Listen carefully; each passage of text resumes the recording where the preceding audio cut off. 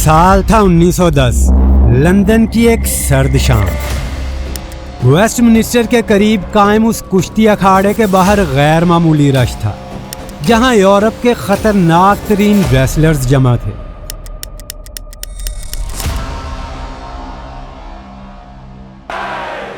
अंदर हॉल शोर, शर्तों और चीखों से गूंज रहा था। बरतानवी अफसर अपनी नशिस्तों पर बैठे मुस्कुरा रहे थे, जैसे उन्हें यकीन था कि ताकत सिर्फ यूरोप की मेरास है। इसी शोर के दरमियान दरवाजा खुला और एक हिंदुस्तानी पहलवान खामोशी से अंदर दाखिल हुआ। कद सिर्फ 5 फीट 7 इंच, न देव कामत जिस्म, न सीना ठोकने वाली बड़के। ये गामा थे।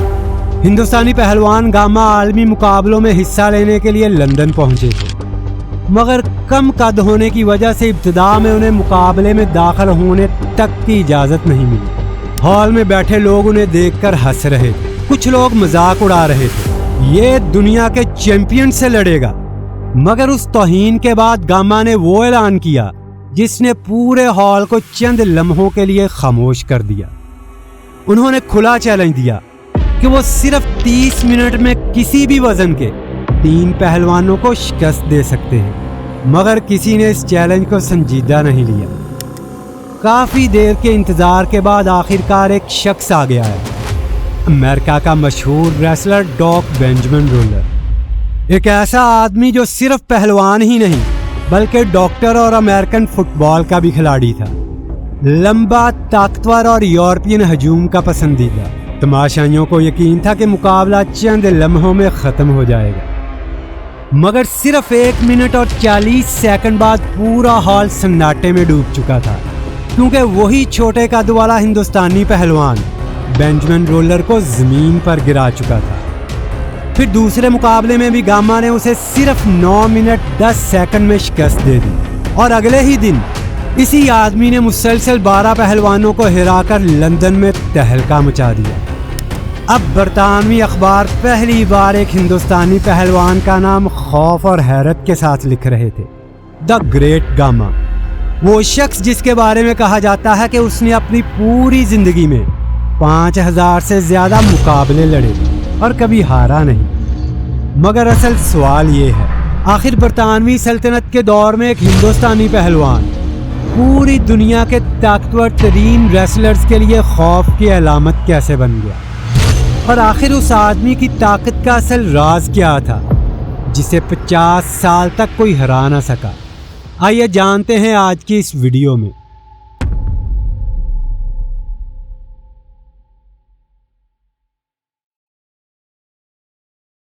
क्या वाकई एक इंसान 2 हाथियों के बच्चों जितना वजन उठा सकता है? भारत के शहर बड़ौदा में वाक़ सयाजी बाग म्यूजियम के अंदर आज भी एक देव हैकल पत्थर रखा है। एक ऐसा पत्थर जिसे देखकर ही अंदाजा हो जाता है कि इसे हिलाना भी शायद कई आदमियों की बस की बात ना हो। उस पत्थर का वजन तकरीबन 1200 किलोग्राम बताया जाता है। मगर हैरत की बात सिर्फ उसका वजन नहीं, हैरत की बात वो नाम है जो आज भी उस पत्थर के साथ लिखा हुआ है, गामा पहलवान। म्यूजियम में नस्ब तख्ती के मुताबिक 23 दिसंबर 1902 को गामा ने उस पत्थर को अपने सीने तक उठाया और फिर उसे उठाए हुए चंद कदम चलकर भी दिखाए।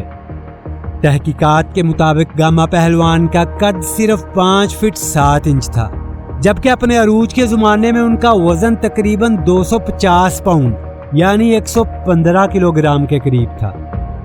आज भी जो लोग उस पत्थर को पहली बार देखते हैं, उनके जहन में सिर्फ एक ही सवाल आता है, आखिर गामा था कौन?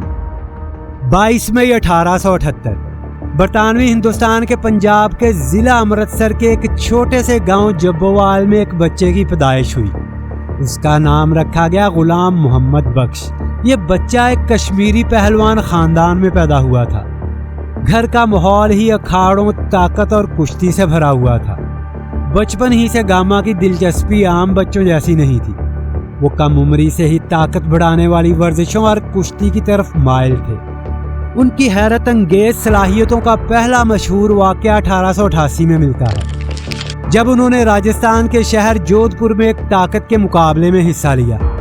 اس مقابلے میں 400 سے زائد پہلوان اور طاقتور افراد شریک تھے، جن میں کئی مشہور نام بھی شامل تھے۔ مقابلے کی شرط سادہ تھی، مسلسل بیٹھکیں لگانی تھی اور آخر تک کھڑا رہنے والا فاتح مانا جاتا تھا۔ گھنٹوں گزرنے کے بعد بھی ایک 10 سالہ لڑکا مقابلے میں موجود تھا، گاما۔ وہ ٹاپ 15 تک پہنچ گئے اور ان کی غیر معمولی برداشت اور کم عمری سے متاثر ہو کر مہاراجہ جودھ پور نے انہیں فاتح قرار دے دیا۔ یہی مقابلہ گاما کی زندگی کا پہلا بڑا موڑ ثابت ہوا۔ اسی کامیابی کے بعد دتیا اور پٹیالہ کے مہاراجاؤں نے ان کی سرپرستی سنبھالی اور ان کی تربیت کے اخراجات اٹھانے شروع کیے۔ بعد میں گاما کے پوتے ناصر بھولو نے ان کی خوراک اور تربیت کے بارے میں بتایا کہ وہ روزانہ تقریباً 15 لیٹر دودھ، 3 کلو مکھن، گوشت، 9 کلو بادام اور بڑی مقدار میں پھل استعمال کرتے تھے۔ ان کی روزمرہ تربیت بھی ناقابل یقین تھی۔ 5000 بیٹھکیں، 3000 ڈنڈ اور 40 سے زائد پہلوانوں کے ساتھ مسلسل کشتی۔ یہاں تک کہ بعد میں مشہور مارشل آرٹس بروس لی نے بھی گاما کی تربیت سے متاثر ہو کر اپنی ٹریننگ میں کئی طریقے اپنائے۔ مصنف جان لٹل کی کتاب بروس لی the art of expressing the human body میں اس بات کا ذکر ملتا ہے کہ بروس لی نے گاما کے اصولوں سے سیکھ کر اپنی جسمانی طاقت کو نئی سطح تک پہنچایا۔ 1895 تک گاما ہندوستان کے کئی معروف پہلوانوں کو شکست دے چکے تھے، مگر اس وقت برصغیر میں ایک نام تقریباً ناقابل شکست سمجھا جاتا تھا، رحیم بخش سلطانی والا۔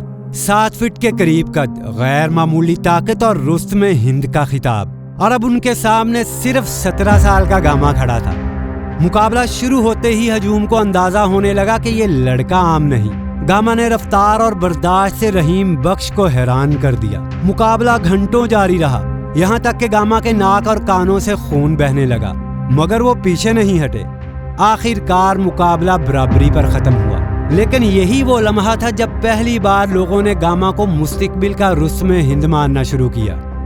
1900 کی دہائی تک گاما برصغیر کے خطرناک ترین پہلوانوں میں شمار ہونے لگے تھے، مگر ان کا ہدف اب صرف ہندوستان نہیں تھا۔ 1910 میں وہ لندن پہنچے، جیسا کہ ہم ویڈیو کے آغاز میں دیکھ چکے ہیں۔ گاما نے ڈاک بینجمن رولر کو صرف 1 منٹ 40 سیکنڈ میں شکست دے کر تہلکہ مچا دیا تھا، مگر اصل امتحان پولینڈ کے عالمی چیمپئن سٹانلس زبیشکو تھے۔ 10 ستمبر 1910 کو لندن میں دونوں پہلی بار آمنے سامنے آئے۔ مقابلہ شروع ہوتے ہی گاما نے زبیشکو کو زمین پر گرا دیا، مگر اس کے بعد زبیشکو تقریباً 3 گھنٹے دفاعی پوزیشن میں پڑے رہے تاکہ گاما انہیں پن نہ کر سکے۔ آخر کار مقابلہ برابری پر ختم ہوا، لیکن لندن کے لیے سب سے بڑی حیرت یہ تھی کہ ایک ہندوستانی پہلوان نے دنیا کے عالمی چیمپئن کو تقریباً پورے مقابلے میں دفاع پر مجبور کر دیا تھا۔ چند دن بعد دوبارہ مقابلہ ہونا تھا، مگر اس بار زبیشکو اکھاڑے میں ہی نہیں آئے، اور یہی وہ لمحہ تھا جب گاما کو عالمی چیمپئن مانا جانے لگا۔ لندن کے بعد گاما نے جوہان لم، مورس ڈریاز اور جیسی پیٹرسن جیسے کئی بڑے ریسلرز کو شکست دی، یہاں تک کہ جارج ہیکنشمٹ، تارو میاکے اور فرینک گوج جیسے عالمی ناموں کو بھی کھلا چیلنج دیا، مگر کسی نے مقابلہ قبول نہیں کیا۔ کچھ عرصے بعد دوبارہ ان کے سامنے رحیم بخش سلطانی والا آئے۔ اس بار نتیجہ مختلف تھا۔ گاما نے رحیم بخش کو شکست دے کر رستم ہند کا خطاب اپنے نام کر لیا۔ 1927 میں گاما اور زبیشکو دوبارہ آمنے سامنے آئے، مگر اس بار مقابلہ 1 منٹ بھی نہ چل سکا۔ گاما نے زبیشکو کو شکست دے دی۔ بعد میں زبیشکو نے گاما کے بارے میں صرف ایک جملہ کہا، وہ ایک ٹائیگر تھا۔ فروری 1929 میں گاما نے سویڈن کے عالمی چیمپئن جیسی پیٹرسن کو شکست دی۔ اس وقت ان کی عمر تقریباً 51 سال تھی، اور یہ ان کے کیریئر کے آخری ریکارڈ شدہ بڑے مقابلوں میں شمار کیا جاتا ہے۔ مگر گاما کی زندگی صرف فتوحات کی کہانی نہیں تھی۔ 1947 کی تقسیم کے بعد وہ لاہور کے علاقے مونی روڈ میں آ کر رہنے لگے، جہاں اس وقت ہندو اور سکھ خاندانوں کی بڑی تعداد آباد تھی۔ جیسے جیسے فسادات بڑھتے گئے، گاما اور ان کے ساتھی پہلوان راتوں کو علاقے میں گشت کرتے تھے تاکہ لوگوں کو حملوں سے بچایا جا سکے۔ کئی روایات کے مطابق ایک موقع پر گاما نے حملہ آور ہجوم کے ایک لیڈر کو صرف ایک تھپڑ مار کر گرا دیا، جس کے بعد باقی لوگ پیچھے ہٹ گئے، مگر فسادات اب قابو سے باہر ہو رہے تھے۔ آخر کار گاما نے اپنے کئی ہندو پڑوسیوں کو خود سرحد تک محفوظ پہنچایا اور ان کے سفر اور راشن کے اخراجات بھی خود اٹھائے۔ مگر وقت کے ساتھ گاما کی زندگی بدلنے لگی۔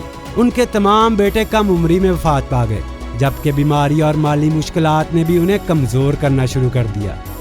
23 مئی 1960 کو گاما پہلوان لاہور میں انتقال کر گئے۔ اس وقت ان کی عمر 82 برس تھی۔ حیرت کی بات یہ ہے کہ جس آدمی کو ایک وقت میں دنیا کا سب سے خطرناک پہلوان سمجھا جاتا تھا، اس کے آخری سال خاموشی اور مالی مشکلات میں گزرے۔ مگر شاید عظمت کا اصل معیار یہی ہوتا ہے، وقت گزر جاتا ہے، نسلیں بدل جاتی ہیں، مگر کچھ نام تاریخ سے مٹتے نہیں۔